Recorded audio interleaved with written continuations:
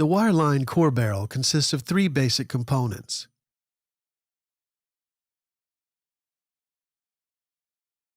The inner tube assembly, which consists of the inner tube and the head assembly, the outer tube assembly, and the overshot.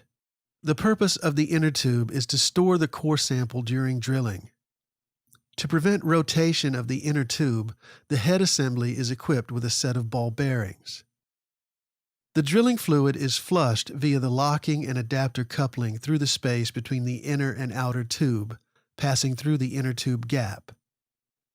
The inner tube gap can be adjusted using a threaded spindle and a lock nut in the head assembly. For example, in soft and friable formations, the gap needs to be smaller to prevent the drilling fluid from flushing away the core sample. When the inner tube is full, it pushes against the shutoff valve and stops the flow. This will increase the drilling fluid pressure, and it is a signal to stop drilling and replace the inner tube. The core lifter case and the core spring are used to capture and break the core. In hard competent rock, you need a lifting force of 2 to 3 tons to break a B-size core. Thanks to the compressor spring, the outer tube and the drill string can move upwards until the inner tube rests against the shoulder inside the drill bit. The braking force is then transferred to the drill bit and the outer tube. To retrieve the inner tube assembly, there are two types of overshots: surface and underground. The underground overshot is equipped with a packing and can be pumped into flat or upwards directed drill holes. The surface overshot falls down the hole by gravity and is sent down to release the inner tube.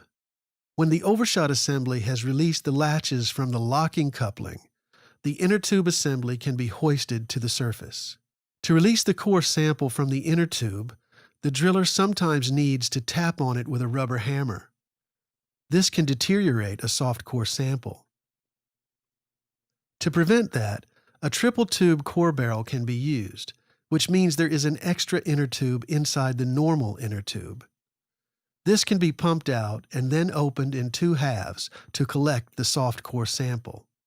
While emptying the core sample, a second inner tube assembly can be reinstalled. The inner tube assembly is fully installed when the landing shoulder lands on the landing ring inside the outer tube and then latches against the lower end of the locking coupling. Without proper latching, the inner tube is loose and will be pushed up the drill string while drilling. To secure a proper latching, most wireline systems are therefore equipped with a landing indicator.